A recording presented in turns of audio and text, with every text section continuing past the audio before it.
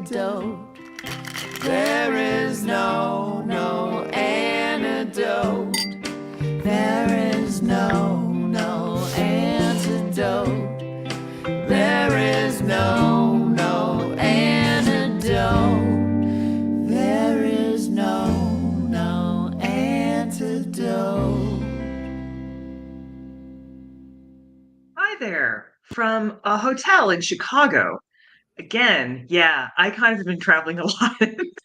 But it just so happens that tonight's guest is also traveling. So you're going to get to see two hotel rooms at the same time. And Davey's at home and has energy, which is good. So, Davey, we're really glad.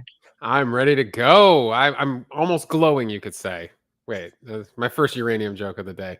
Ah, Yeah, I'm ready for this one. I'm very interested because it's a unique situation because the book wasn't out in the U.S. So I'm so excited to learn from Lucy and hear her stories and see who has the fashion style of the hotel rooms in Chicago versus the UK. Obviously, right. what we're here for. We have that to look to. And we've got a bunch of people here already. Sadie's apparently in the middle of a storm somewhere. Yeah, Um, not gonna be safe down there.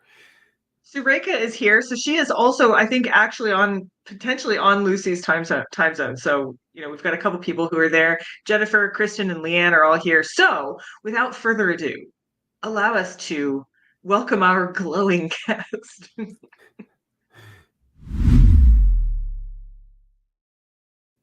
Hi, Lucy. Oh, I'm just trying to sit so you can't see all the terrible furniture in here. but I see we both got sort of like curtain mirror thing going on, bad art. So yeah, it stacks Yeah, up. there's some terrible art there. Yeah, yeah. It's good. It's good to see that. Looks like we've got people from Seattle. So we have a lot of time zones tonight. So I'm in the Chicago time zone, Davey's in Cleveland, you're in the UK, Kristen's in Seattle, Sadie's in the Southeast.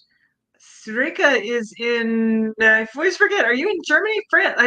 I constantly forget where exactly you are, but over there somewhere. And Leanne, I think, is in DC, in Reston, Virginia. Yes, close to DC. We're just missing someone from Australia to tell us what tomorrow will bring. That would be helpful. And of course, Leanne is Paris time zone, says Sureka. I always forget. And Central Time, Minneapolis. So I'm sharing that time zone right there. Oh, Academics is here from San Francisco. So we are in good shape. Like there's but Sureka's actually in the Netherlands. Okay. Hey, all right. So there's a big crowd just for you, Lucy. We're pretty excited about this. Randy's here from Indiana too. Wow. This all sounds much more glamorous than where I am, actually. I'm not even in London. I'm just outside of London, so.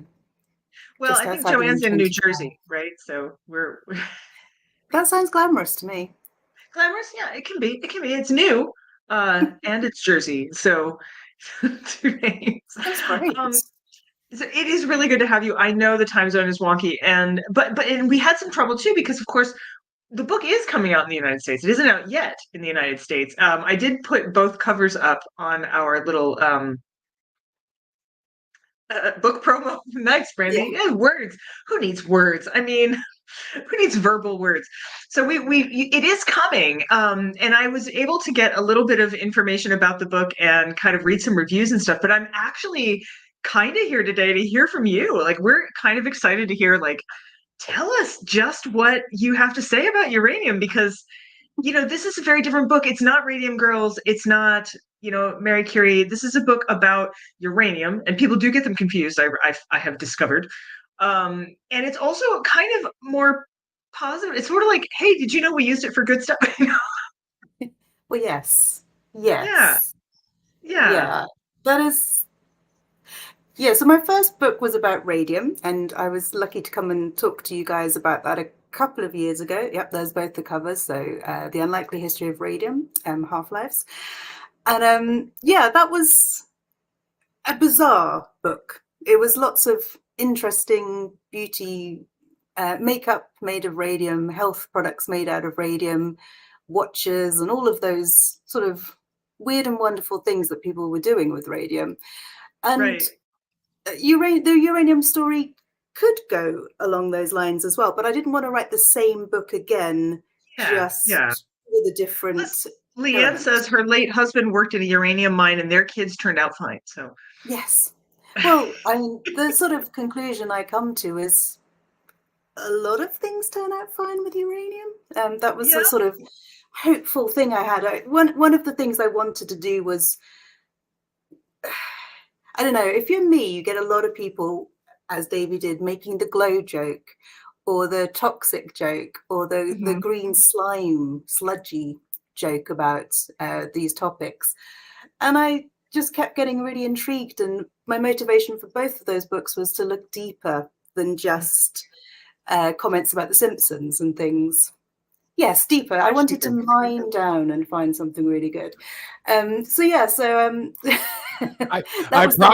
promise I won't just do the obvious jokes. I will dig deeper for jokes tonight. I promise. You will dig deeper. I was actually miming rather than mining, but you get it, right? Sorry. I think I'm really funny. I'm told that not everyone agrees, but miming, mining, all the things that we will do, there will be bad puns as much as possible on the show today. But before we get started, by the way, questions are still open to everyone. They won't be questions necessarily about the book specifically, but they can be questions about uranium, and we follow up questions and comments. So please don't hesitate to put comments in the feed. You'll notice that the comment feed, if you're new to us, that is just a big fun conversation that happens, and you can choose live. You can watch everything that's happening there, and I will also grab things like I did with Leanne and pop you up on the screen. So please join us and take part in that way. But before we get too ahead of ourselves, I thought we should do our announcements, because there's also a book cocktail that we need to talk about, and it's very exciting. So first of all, yes, talk to us in the live chat. We are everywhere in ways that are hard to manage, but as you can see, we have many small icons, so you can get in touch with us in all kinds of ways. I am in the middle of revamping. Can you guys still hear me? Did I just freeze? Oh no, there I'm back. I can still hear you. You're still there. Phew. Can you hear me? Yes. Yeah. Okay. I disappeared for a minute, but I'm back. Sorry. Stupid hotel Wi-Fi. What was I saying? All the icons. We're all over. Can you hear us? We're everywhere, right? I'm in the process of yes, we're okay. We're good. I'm in the process of revamping our website, which will make some of this stuff even easier to find, which is very exciting. So sorry, next slide. Yes, newsletter. So the way I like to send out, and today I actually widely broadcast the link for tonight, but I usually send these out in the newsletter. Please sign up if you are here and you are not signed up, because that is normally how I send out the links to our shows, particularly for VIP shows. And if you'd like to support us, and we hope you do, we have Patreons and VIPs. VIPs are typically folks who have signed on for a whole year. Patreon is monthly, and there's even like a way to just like give us $1 because you just like us, and that's awesome because it helps keep the lights on, and it gets you extra content that is exclusive just to VIPs. So next one, YouTube. No, that's what everyone's here we waiting are, for. the cocktail. Okay. That's what everyone's waiting for. Okay. And that's why I have to put it there, because if I just gave it first, then no one would listen to the rest of the announcements. But we voted on names and elder gods. Uranium, there's a lot of mythology surrounding uranium, of course, and elderflower is in this cocktail, so that's partly the name. This one was really fun. So white rum, elderflower liqueur, lemon juice, maple syrup, mint leaves, cucumber, blueberries, and soda. I am drinking the tonic of sadness. This is just tonic water and lime because I'm at a hotel. But it is beautiful, and look at how pretty that mint is and everything. It's just for you, Lucy. Gorgeous. I love a cocktail. That looks delicious. I shall make that when I get home, I think. I've got all the ingredients.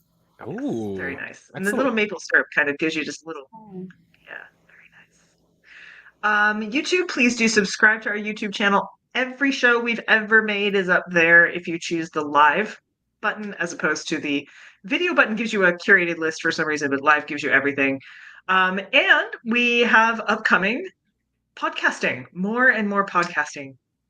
Yes. So we do an extra bonus thing on the podcast feed, which is the Peculiar Movie Club. We have not recorded our September episode yet, but there's still a few days left in this month. We'll get there. We will get there.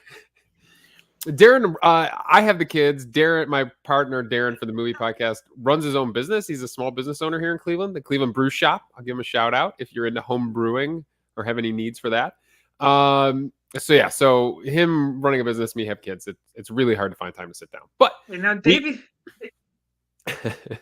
we theme it around a book, and so for our lie detector book from last episode, we are doing Professor Marsden and the Wonder Woman. Women. So that'll be our movie for the month of September. Women. I don't know. Are there any good uranium movies out there? What would be the best uranium movies? Most of them aren't that jolly. Fair enough. I checked on Back to the Future, and that's plutonium, not uranium. They use plutonium to power the DeLorean. So, yeah. And if it gives you a hint, the quiz tonight is not about movies. Good. Not? Oh, okay. I don't think you're going to be saying good. The quiz is still very difficult tonight, but it's not about movies. Oh. So check out the movie podcast for some fun me talking about movies. And Darren.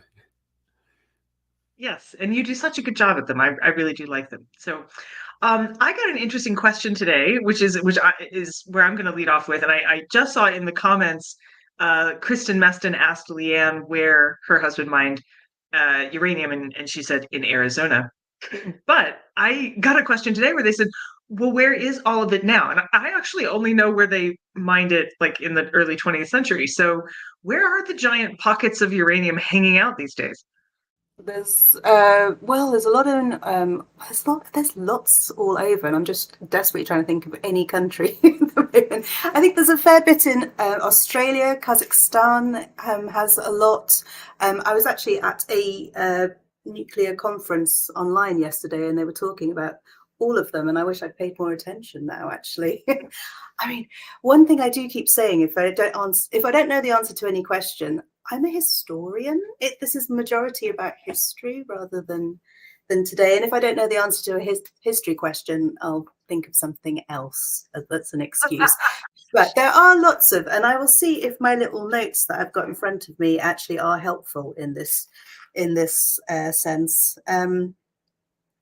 No, I've completely failed to write anywhere that's actually mining right now. But yeah, there are a lot of countries around the world that we're not short of uranium. Essentially, there is a lot of uranium out there. The mining techniques are changing a lot as well to become much better, because uranium mining in the past was incredibly destructive, incredibly damaging for the communities, for the land, all of those things.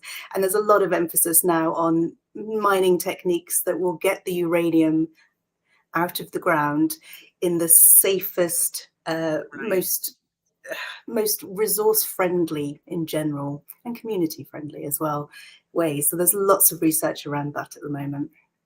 So another question that I got today, so you guys might know Riva Lair. Oh, thank you. I think this is a map of current. I don't know. You could change it by there's some scales here, so I don't know exactly, but it looks like basically all over the world. Yeah, and I said Australia, so the big pink mark means a lot of it, perhaps. I'm assuming, yeah. That's what I'm going with. Australia. There you go. Well done, you. Riva Lair, who was a guest with us before and wrote Gollum Girl, is who I'm with right now doing a Monster Studio art residence thing. And she asked me today, she says, well, but how did it get there? And I was like, what do you mean? And she goes, well, like, what are the forces necessary to make uranium happen in the earth?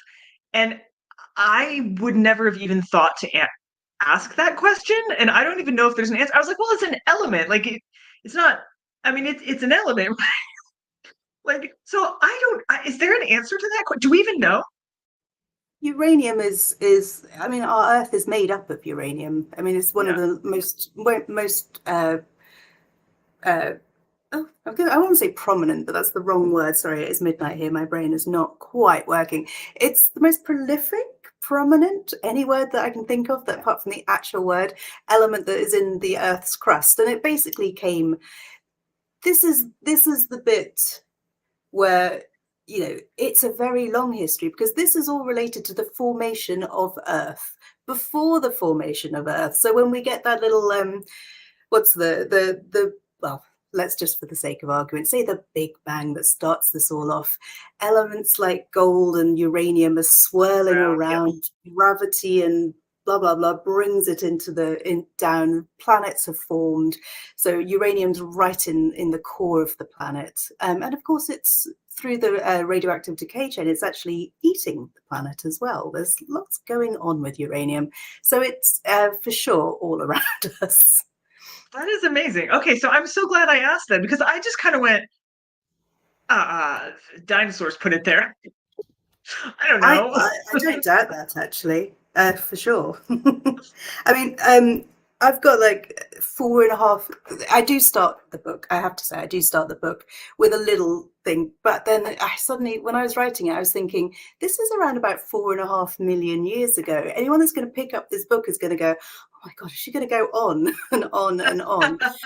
And I do have a tendency to skip huge periods of history, but I literally skip 4 and not 500,000, 4 million plus, and suddenly crack into the 17th and 18th century. We're in good shape. We've got Riley Black, and we had Katie Mack, and we were jumping around all over the place in history. So you're in good company.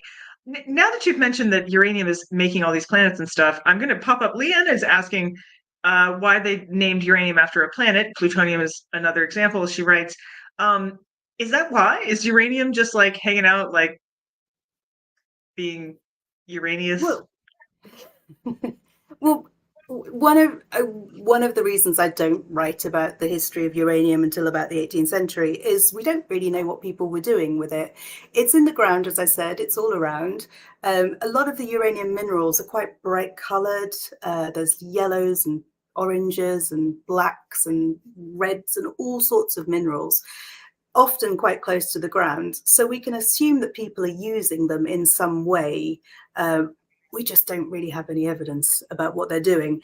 So so we know uranium is being used, but really it doesn't sort of starts getting catalogued in the 18th century. And we have a man called Martin Heinrich Klaproth, who's Prussian, and he's an analytical chemist. And he is really into minerals. He's really into finding out, you know, what they're all made from. And he discovers, I'll just get the right one. He discovers a mineral called pitchblende, which was known, but people didn't really, it's not a very interesting element to look at, for instance. It's only when people started analysing it that they realised there was a lot in it. I think it's usually made up of 30 different elements and bits and pieces. It's quite a complex one. And he dissolved it in nitric acid until he found something that was chemically indivisible so you couldn't make it any smaller.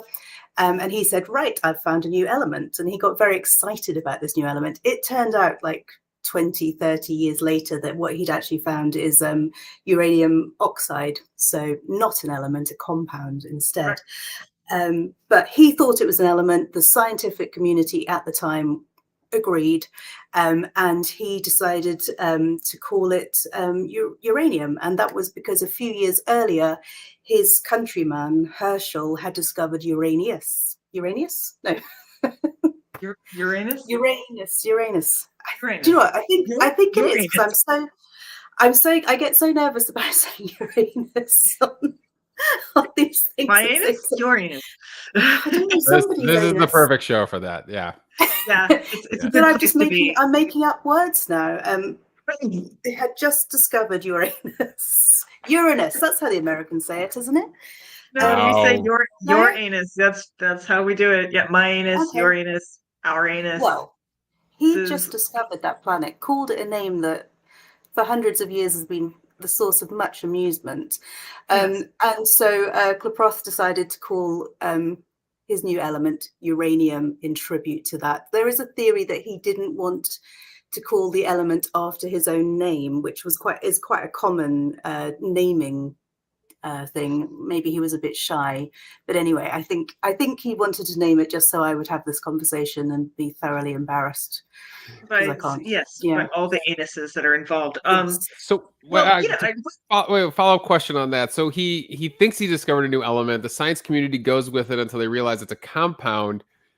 Does he, once they realize that, does his science reputation take a hit, or they're like, nah, you still found something interesting?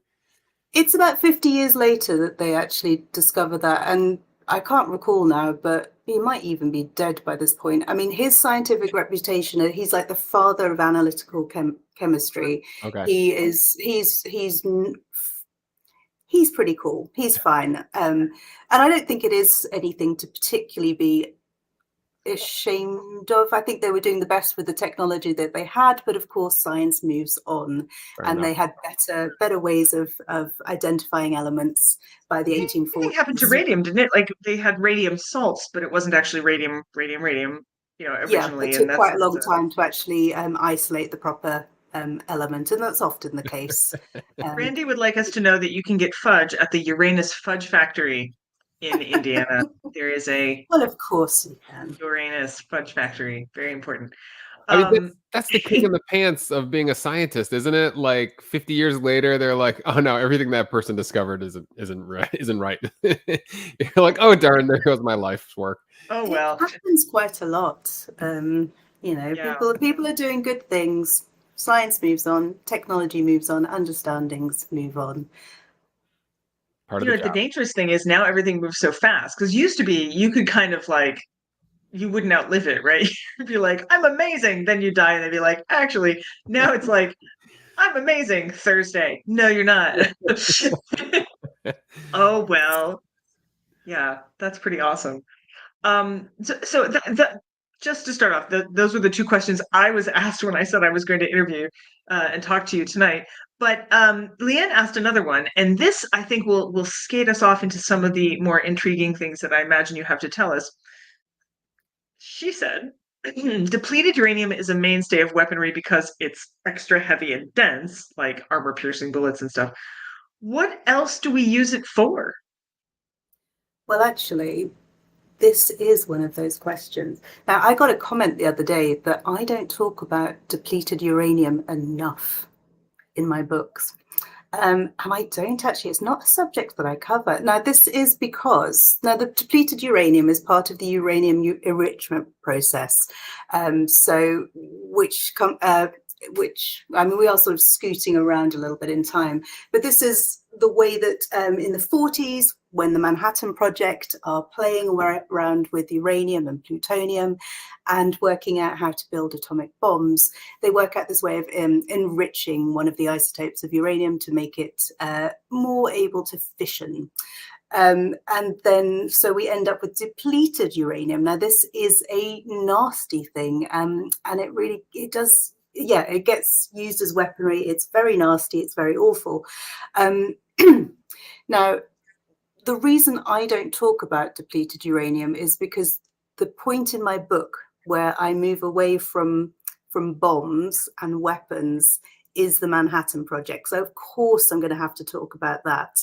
But as pretty much as soon as the Manhattan Project has reached its goal, as soon as it's come up with atomic bombs and drops those atomic bombs, I start moving into nuclear energy, because that's really another important part of the uranium story. And one of the things I wanted to do was not just talk about bombs. So I do cover atomic testing programs in the Pacific, and also in Vegas and in Nevada as well. But that's sort of the last point where I talk about weapons. And even then I'm more talking about the impact of these bombs on Vegas rather than it's the way that they bombed. But I have a question. So is depleted uranium still radioactive? Yes. Yes. So what's non-depleted uranium? Now, this is again the bit where I'm going to get myself into a little pickle, because, like I said, I decided I didn't really want to know about this. I just moved on to Like, so it's uranium first, then they enrich it, yes, and then after it's enriched, I don't understand the process exactly. So it comes out of the ground and it's just uranium, right? And it's radioactive. And then it's enriched uranium and it's more radioactive. So we have there's two different isotopes of uranium. There's two different types of uranium. So there's 235 and 238, and one is more fissionable than the other. And my brain has absolutely just given up on me. I can't remember which one is which. Anyway, the Manhattan Project, the one that is the most rare in nature, the isotope that's most rare in nature is the one that's more fissionable. So this is the one that you can cause a chain reaction if you bombard them together. Neutrons go flying, and there's like a domino effect, and all things. Right. And so that's the weapon one. That's the one that's the weapon one. That's so the what one do that we they want. That's the one they want. Okay. 235. 235. Okay. Yes. That's the fissionable. But 238 is more found in nature. So the Manhattan and Project. That's the one. Sorry. It doesn't fission.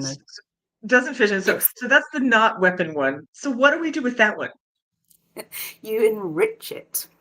So there's a way, the Manhattan Project comes up with this wonderful way of enriching uranium. So they concentrate more of the 235 from all of the uranium that they have. So they're concentrating the 235 and they get enough to make bombs. Okay. So the 238 happens in nature. Yes, they both happen in nature, but only one of them is ultra fissionable. Okay. So what did we do with the other stuff before we figured out fission? Like what were we using uranium for, like in the 1920s? What was it for? I know we made glass out of it. I know that happened. Yeah, well, that's the point. I mean, until the 30s, I mean, there's such a short period between them. So uranium is being used for its so it gets used for several things. So in the 19th century, it starts getting used for its toxic qualities. So uranium is a metallic element. And you start seeing it being used in all sorts of medical treatments. So one in particular was being used for treating diabetes, because this is before insulin had been synthesized, and people didn't know there was no decent treatment for diabetes. So you get this whole period in about the 1850s, 1860s, where people are experimenting with diabetics. I'm a type 1 diabetic. I would be dead. But there's nothing else to do. You can't control it by food for very long. So people were injecting uranium into diabetics. They were also drinking it. There's we can talk about anuses again. People were using it as a suppository, and all sorts of things. And this is this theory. Glow up your bum, right? Just glow up your bum. This is and this is so this is the toxic effect. I mean, we know in medicine there's periods where people, arsenic, mercury, lead, all of these things, uranium, radium, it's the toxic effect that they're trying to get. There's an idea that a little bit of toxicity is going to do something good for you in some way. Like a spoonful of sugar, right? Like just a spoonful of uranium helps the something. Well, quite.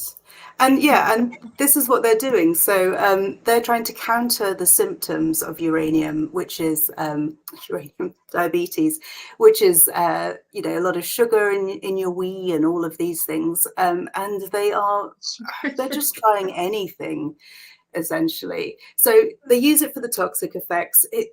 They find all sorts of ways. Uranium is going to help with coughs and all sorts of things. There's uranium wine, which is primarily for diabetes, but also for all sorts of other problems as well. I mean, this is a point where there's also cocaine wine as well. Right. There's uranium wine. technically, coca wine preceded us actually isolating cocaine, and sounds really good in my opinion. Like if I was ever going to try anything, I'd be like, maybe. Though it's terrible because my only reason to be interested in cocaine is the same reason I'm interested in coffee. I'm like, I could stay awake for 3 days and get so much done. There's so many excellent reports of people doing amazing work on cocaine wine. It's very interesting. Brandy, there was a very special episode of Saved by the Bell that warned us against the dangers of this, okay? If we learned anything from our childhoods, it's that. That was the worst. Saved by the Bell. You were spared Saved by the Bell, not living in the United States. No, we got it. I'm also familiar with it. Okay. Yeah, there was a terrible episode which was the most inaccurate portrayal of how to become addicted to anything ever. It was so bad, and yet like they were really playing it up and trying to get like be really dramatic about it, and they were not good actors for that kind of thing. And you know, I was like, I was the target audience, and even I was like, it's a pop culture moment. It's stuck. That's the one episode of the show I'll never forget. No, there was the eating disorder one. That one was equally bad in all the same ways. Yeah. Anyway, watch it, but it's just. I think it was just a pool of Americanness for us. I'm not entirely certain I understood a lot of what was being said. I'm really surprised that I really am surprised that there's not a whole bunch of commentary right now, because the guys are being very quiet unless it's happening and I'm missing it. I'm surprised there's not a whole bunch of commentary about Saved by the Bell right now. They're being very quiet. They're being very quiet. I'm shocked that the story about a California high school didn't hit with the UK teen crowd. It just a little bit unrelatable, I guess. Yeah, well, because I'm relatable to me too. There we go. Alcademics has it. I'm so excited. She catch everybody up. She takes a lot of like speed or something. She takes like no dose basically to try to stay up for like 3 days. And Zach finally has to tell her like she has to stop. And yeah, she's singing the song "I'm So Excited" as she's breaking down into tears. Yes. So anyway, to cross you for our issues. What would be the UK equivalent? What was the UK teen show in maybe early 90s, late 80s, early 90s? What hit really with that crowd? I'm not sure now. I used to watch a lot of American stuff actually. I mean, we had something called Grange Hill, which was a rough comprehensive school, so a state school, and they had drugs and they had problems and bullying and things, but that was just quite bleak and not very nice. Whereas Saved by the Bell, everyone was so pretty and lovely and dressed nice and things. 31 seasons? It has 31 seasons? Oh my god! Oh my gosh! Yeah, that definitely did better. We only had 2 channels at this point, or 3 channels. So this was literally all that was on. Wherever this is streaming now, they're going to notice in the next week there's this little tiny tick up in the numbers. They're like, what's all that about? Yeah, it was much bleaker compared to the stuff that was coming from America. No, Saved by the Bell is. Yeah, I've often wondered. I actually have tried to figure out where the phrase "Saved by the Bell" comes from, and you can.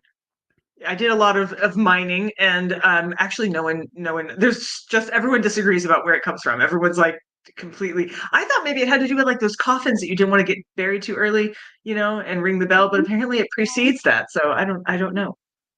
Oh wait, yeah, Facts of Life. I forgot about that one. And Fame. This is a big. See, we can go on tangents too. It's not just you in the chat. We can do tangents too. Yeah. Anyway, uranium. That makes sense. Randy says it came from boxing. That does make a lot of sense. Okay, of course that does make sense. Okay, that does make sense. Yeah. Kids in the Hole. Oh, I did like Kids in the Hole. It's Canadian, right? Kids in the Hole. Canadian, yeah. We got that too. Yeah, of course. You guys got everything. None of us. We didn't get any of your like kid shows. We get all your BBC drama stuff, but. Yeah. Anyway, I just watch a lot of late night TV, and Kids in the Hall was late night TV. So. Yeah. Anyway, uranium. You were saying. Yes. Sorry. Yeah. That is. Yeah. I have a question about, you said it comes in lots of colors, which I did not know this. So I thought it was just green.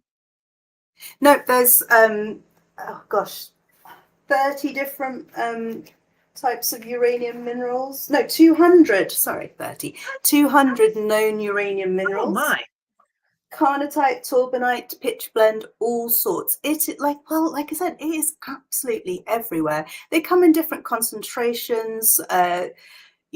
Different minerals are in different areas. I think it was carnotite that was quite on the surface, and that's an orangey color one. Now, is it all in all of it is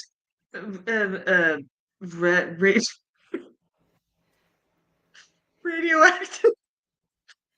Anything that's uranium is radioactive, yes, for certain. So all of it, but like not enough to, like, because I have radium glassware, and so far I haven't grown any extra limbs or anything. No, I mean, it's all about the concentration. It's all about how you have it. If you have, I mean, there's places all around the world that, there's towns in Cornwall in the southwest of England, for instance, and I'm only mentioning that just because it's the one I'm most familiar with. That the uranium is everywhere. People walk around that towns there with Geiger counters, and they beep beep beep beep beep, because it's just everywhere. It's in all the rocks. All the houses are being built out of it. It's just so much, and people there. Kind of black light, the entire town lights up. But people there don't report any extra evidence of overexposure to radioactivity. Right. It's really how it gets inside of your body. And uranium glass, for instance, there's hundreds of years of people using uranium glass, and they're using the uranium to change the color of glass and ceramics. We know the Vaseline glass, which is a sort of greeny yellow type glass, that's very popular, especially in the Victorian and into the 20th century. And, again, most people would say with things like uranium glass, for instance, or Fiesta ware, which are those red potteries, the plates and cups and all sorts of things that were really popular in the 30s into the 50s and 60s. And I see Leanne's just talking about Fiesta ware. So this is a brand of products where they use uranium to change the color for the glaze. So it makes this beautiful, absolutely gorgeous red color pottery, red color ceramics. And again, not dangerous to use. People collect it because it is so beautiful, and because it's got that little sexy edge of being made from uranium. But it's not dangerous. But this is where the toxicity comes into. Here's some pictures here of the beautiful Fiesta ware. So it's the red Fiesta ware that is the uranium one. It's not dangerous because the radioactivity is not dangerous in either Fiesta ware or Vaseline glass or uranium glass. It's the toxicity of the uranium metal. So people say that it's fine to eat your food off these types of things, but don't use anything that will leach the uranium out of it. So no vinegars or anything like that. That's fairly standard advice for that type of thing. But again, you don't see people who've eaten all their lives off Fiesta ware having extra medical problems or anything like that. Although there are there's several periods, especially in the 50s and the 70s in particular, where Fiesta ware was considered to be a little scary, and people were burying them in their backyards rather than eating. These are the points where there was a real concern about radioactivity. 50s, because you get a lot of atomic testing, for instance. And then 70s is largely due to an uptick in concern around nuclear energy plants. And then you start getting this lot of worry about people who've got uranium in their cupboards. So, yeah, that's interesting. I mean, and obviously we irradiate, we use radiation medicinally still. We tumors and various cancers and such like. So, as you said in your, I mean, you had me half convinced that I needed to go to a radium spa in your last book, because there is, I get why they thought a little bit of toxicity might be good. It's like a little bit. I mean, even I'm kind of like, Maybe eat more Brazil nuts. Leanne says they contain more radium than other foods. This is a little bit where I sometimes get in trouble when I'm talking to people, because it does seem that a little bit of this stuff might be okay. I often get asked about arsenic, because arsenic is, I do some research on arsenic, especially its use in cosmetics. And arsenic does actually do a job. It irritates your capillaries, which gives you a lovely little flush. It also it gets rid of spots as well, because it's arsenic, so it's going to kill off the bacteria. So if you use a little bit of arsenic, this is not my top beauty tip, but if you use a little bit of arsenic soap or something like this, it might actually be the acne treatment we've all been waiting for. But yeah, it can get rid of the bacteria, so it can get rid of spots. Those irritating of the capillaries gives you a gentle flush, which in the Victorian period was absolutely, to have very pale skin with a beautiful little flush was, the gold standard of what a middle-class white Western woman could aspire to. So that does a job. Some of us are lucky enough to have naturally red flush cheeks, Well, I have rosacea, so I'm a sexy rosacea having always looking red, though I'm not pale, so that does that kind of kills it for me a little because bit. of the sun setting in Chicago. You are all sorts of colors right now. I am all sorts of colors right now. Yes, right now I'm like red and purple in there, a little bit of purple. Yep. We've been talking about how we're tracking the Peculiar Book Club. The sun doesn't set on the Peculiar Book Club, right? We have people everywhere. We just need a couple people in New Zealand, and we'll be set for that. I just noticed at 7:42, Davey, we have music, don't we? Do we have music for this one? We do. We have our house band, Charming Disaster. They're back. Actually, look, they were on last time we had Lucy on. They actually came on as guests with us. They came on, yeah.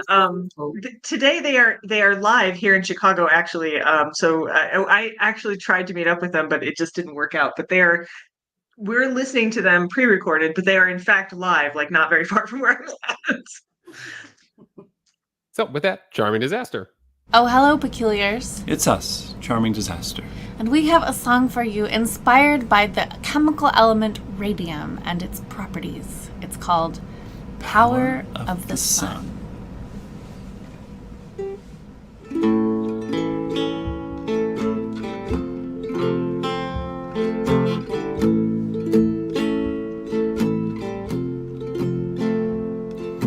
Silvery white in color, blackening in the air.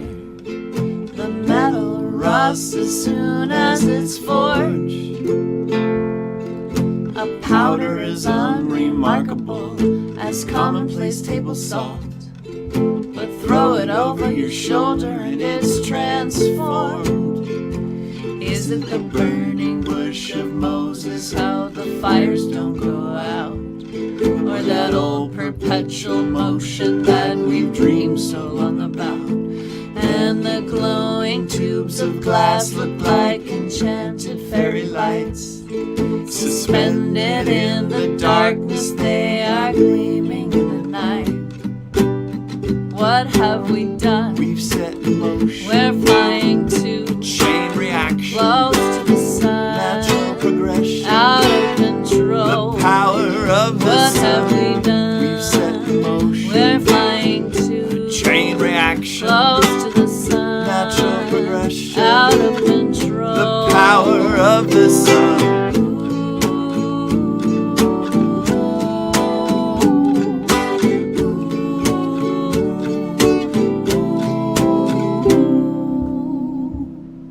Maybe it was irresponsible. The genie is out of the bottle, with a fever to boil its own weight in ice. It's the alpha and omega, and gamma and beta, passes through matter with X-ray eyes. It was a god in ancient Egypt when the pyramids did rise, by the light of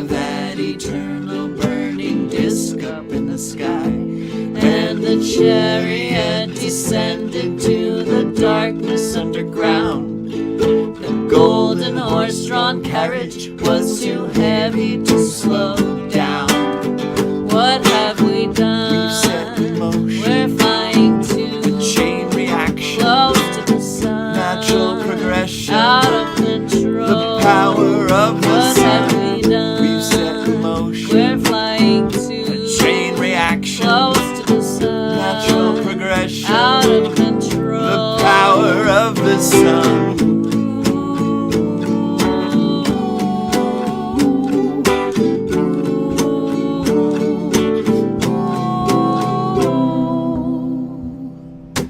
There's no mistaking alchemical transmutation, continual cycle of death and rebirth.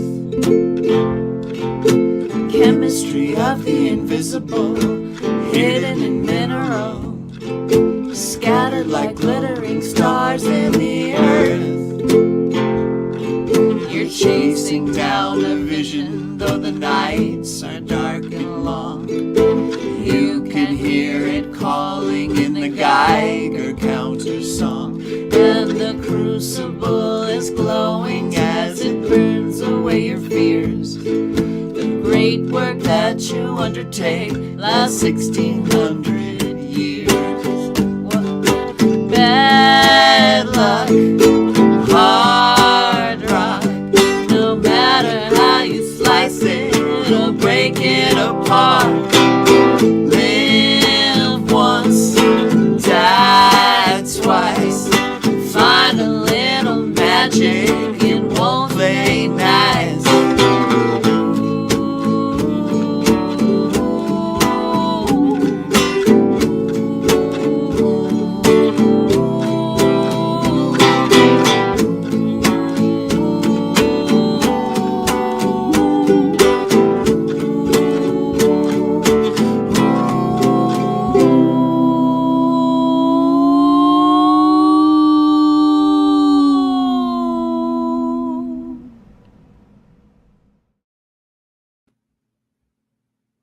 Talk them into writing you a uranium song now, though. That's so cool. That's so good. A lot of change-ups. Yeah, it's a really good one. I like watching them play live too. Yeah, I'd love to see them. They're great. I actually the nuclear conference that I was at yesterday, online. It was in New York. I wish I was there.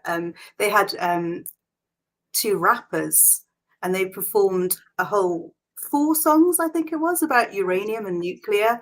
And one of the things about the anti-nuclear and the anti-uranium songs in general are much better historically than the pro-nuclear that you start getting now. Although the raps yesterday were actually really good, and I've been sort of humming them in a very English way all day. Yeah, it's the first time I've heard some really good pro-nuclear songs. Most of them are just pretty dire. Yeah, pretty. So I'm thrilled that I've had such a good musical experience over the last 2 days then. Well, let's talk about that a little bit, because I think people are still, well, it's complicated, isn't it? People are quite nervous about nuclear power plants. But my brother-in-law and one of his sons both work in a nuclear power plant, Perry, and it's literally not at all like The Simpsons. Like, it's really not like that.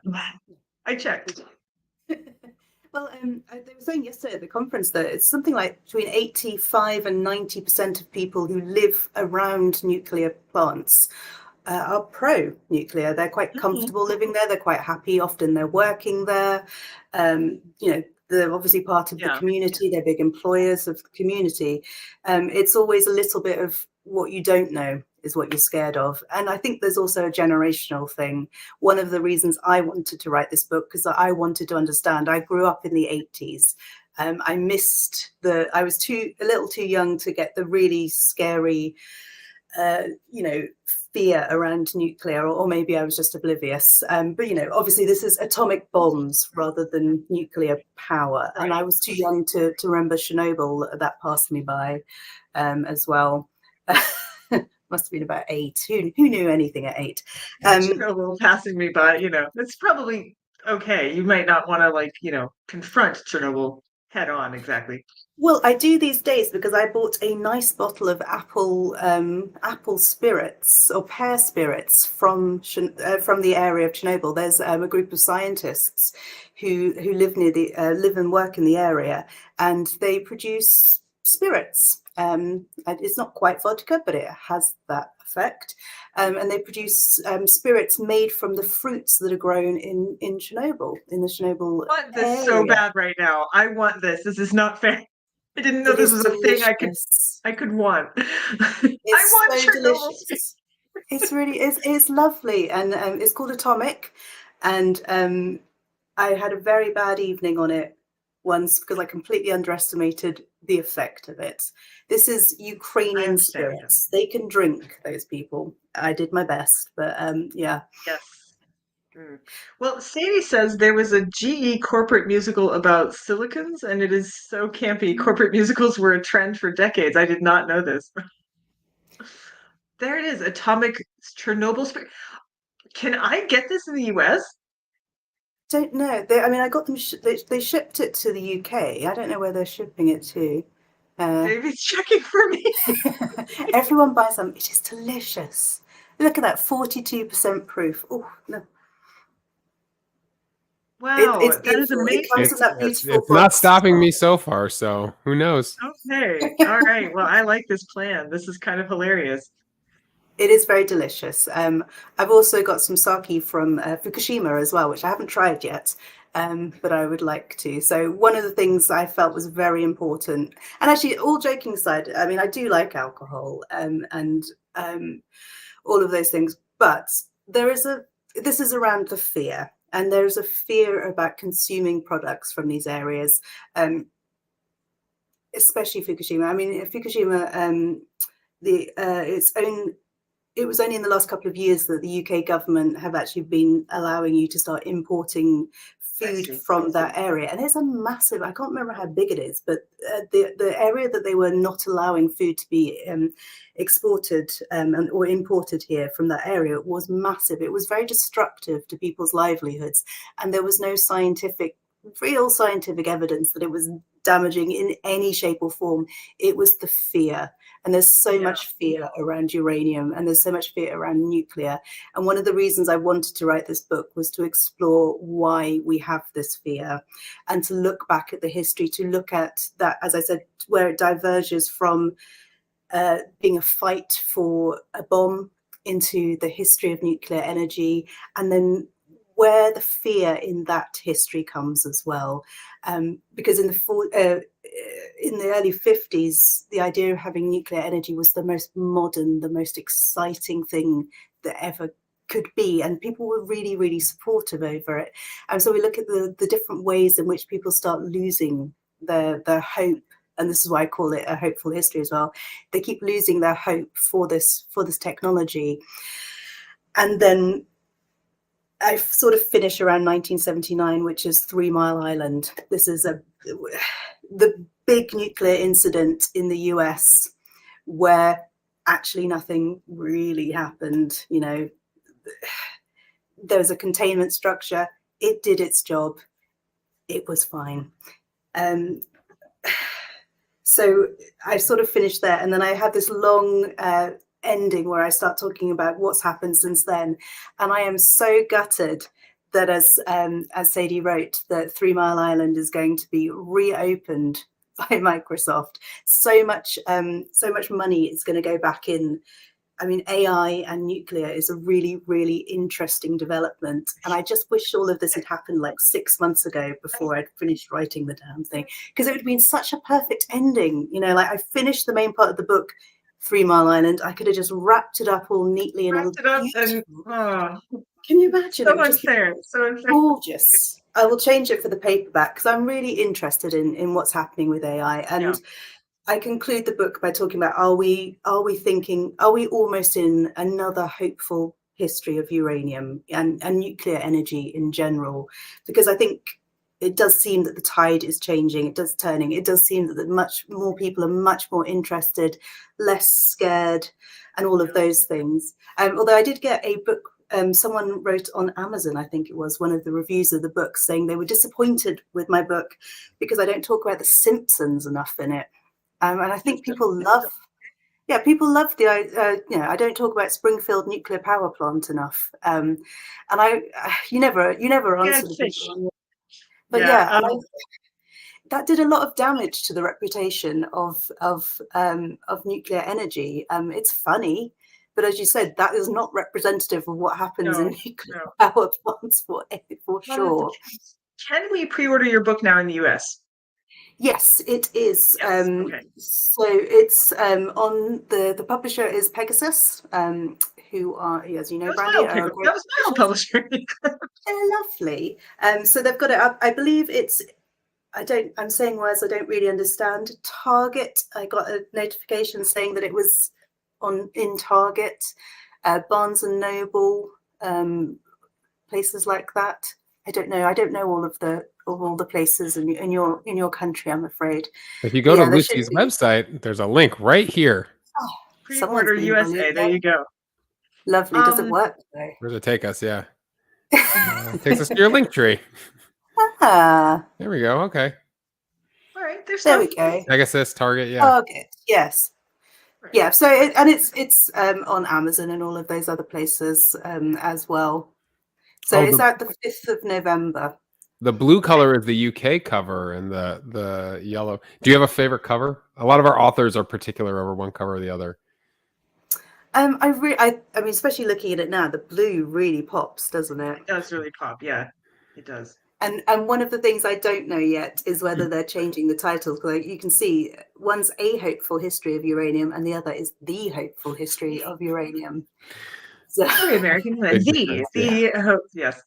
Well, before we are running close to time, but it is time. It is time for your quiz. It is time for you to be tested, Davy style, on your knowledge.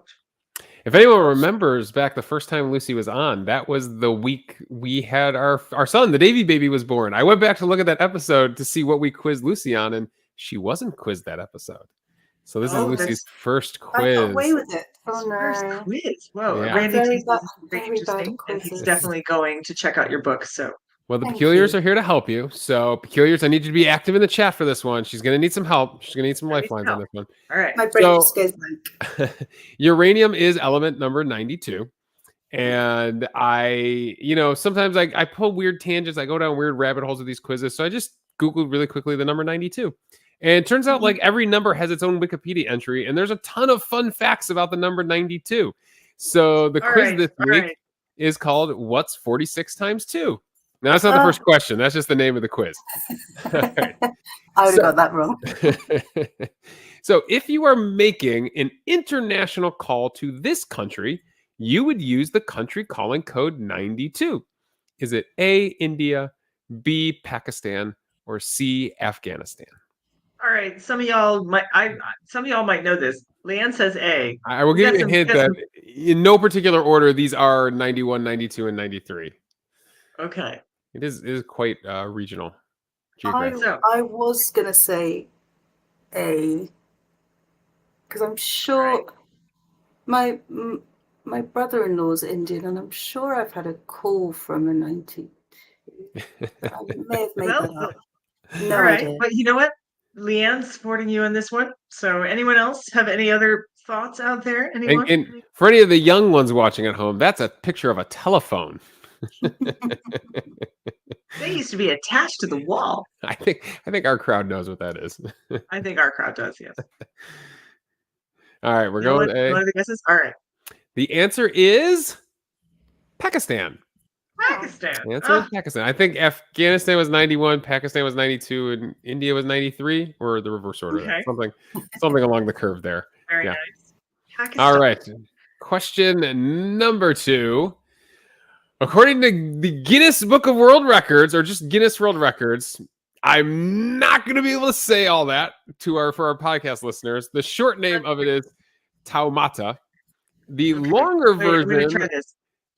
Tauma Tahaka Tanghang akulata tamaka ir cho puk peak maka gu haranuk apakawai kaya kitinet katahu. Is the longer version of the longest place name in the world with 92 letters. What country is this record-setting hill in? Is it A, New Zealand, B, Australia, or C, Indonesia? And yes, all of this is for a hill. It's not even a mountain. It's not a cliff, a bluff. It's just a hill. Sadie says B, and I agree because there's a lot of things in Australia that want to kill you, and I feel like that name potentially is one of them. You could run out of air before you finish saying it. Kristen says A. I will tell you, I have a bonus fact about this one in the answer. Bonnie says gotta be New Zealand. Actually means. I was going to go for A, but I didn't have much luck before, so. All right. What was your final answer? A. A. She's going to A, New Zealand. The answer is yes, New Zealand. Oh, it is New Zealand. Okay. The name roughly translates as the summit where Tamatea, the man with the big knees, the slider, climber of mountains, the land swallower who traveled about, played his koa'oua flute to his loved one. Wow. So there you go. All that to name a hill. That's a thing. Is that the hill? That's the hill. That's the hill. A little picture of the hill there. Yeah. I guess that's the hill. So if we're all in New Zealand now. Look at that. That's the sign. Yeah, that's the sign. So I think there's a version that has like 86 letters that set the world record, but there is a longer way you can say it that has 92 letters. We'll go with it. Wow. We'll go with it. All right. I probably butchered it badly, but I felt like we ought to at least give it a try. Oh, you did wonderful. Absolutely wonderful. All right. Question number 3. Your final question. To gain entry into the 92 club, you would have to attend a home game for all 92 current members of what sport? Is it A, minor league baseball teams, B, English football clubs, or C, India's cricket teams? And for our podcast listeners, the image I chose for our podcast listeners is a guy wearing a shirt that says "Go Sports, do the thing with the points." That's how I feel about sports ball, mainly. Randy T, by the way, said that sign was bigger than the hill. All right. I'm not good with the sports balls. Anybody have thoughts? Leanne's going for C here. She says it's C. Anyone India's else? Cricket. The 92 club. Kristen says it seems like cricket could have 92 teams.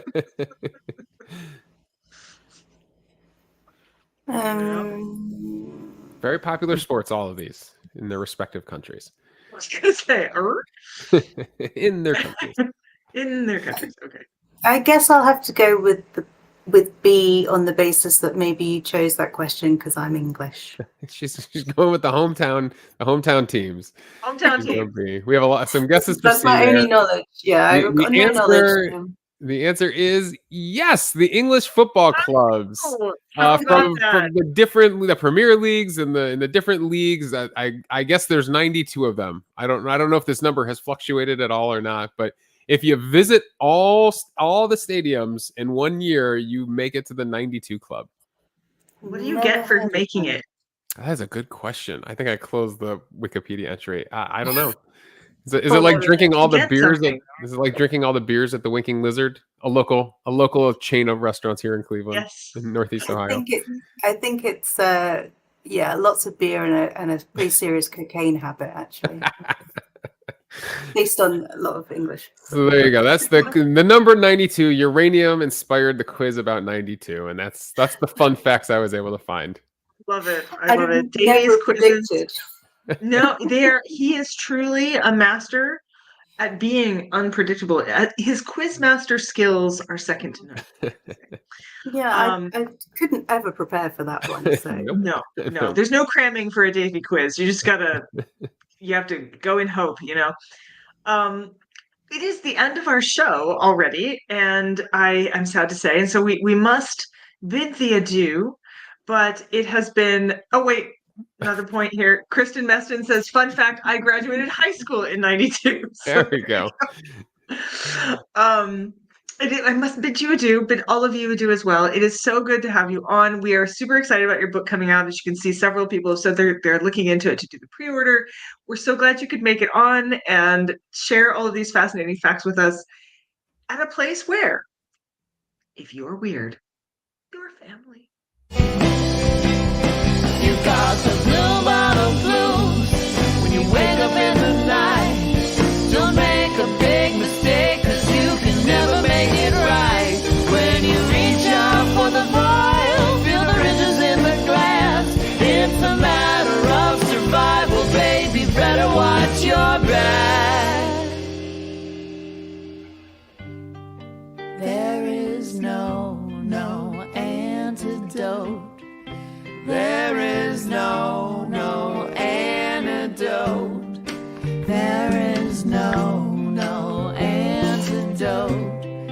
There is no